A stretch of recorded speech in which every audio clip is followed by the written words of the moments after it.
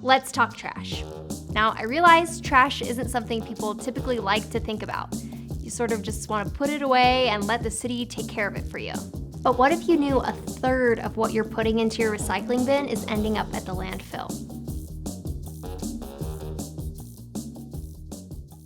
China used to take a ton of our recycling, but in reality, a lot of what we were sending them was just straight up trash, like 10% of it.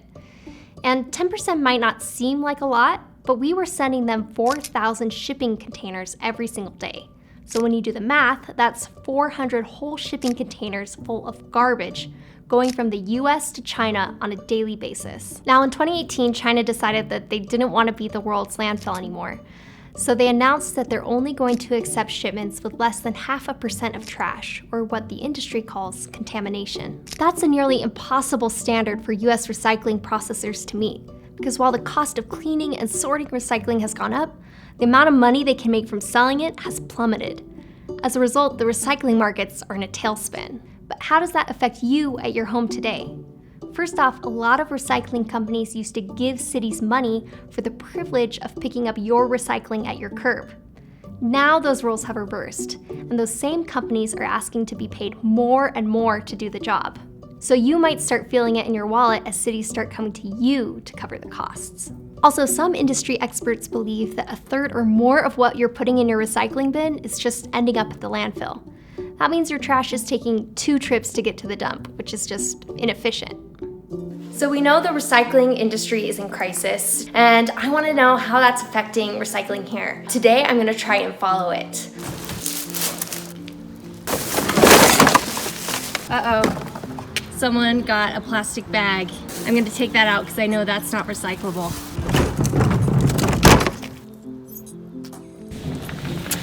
So they're picking up our trash now. I don't know if they know I'm going to follow them. Here we go.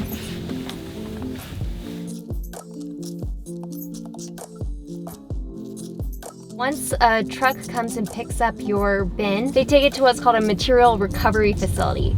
And that's MRF for short, MRF. So the actual recycling part doesn't actually happen in Utah, just the sorting and the shipping.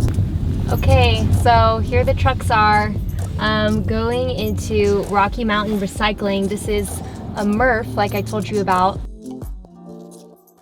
This is Walt Mathiasen. He manages a MRF operated by Waste Management. He says his business is hurting because of record low prices for recyclables. We've never seen commodity prices as low as this is historic low prices. What's the ones that have been affected the most? Cardboard and paper. Cardboard and paper. So it used to be how much and now it's how much? It used to be a lot and now it's a little. We believe it's a cycle that will eventually turn around.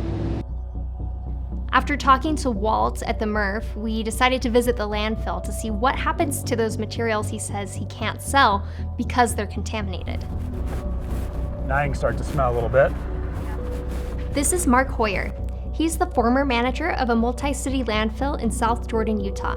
He saw firsthand what gets thrown away and truly believes the recycling industry is in a crisis that's not going to end anytime soon. All of this material was placed in a single stream curbside recycling bin by someone who thought they were doing the right thing. Everywhere are milk jugs, plastic bottles. This is what they say they want. Yet here they are in the landfill, thrown away by the tons. The citizens of our communities want transparency. They want to know the truth.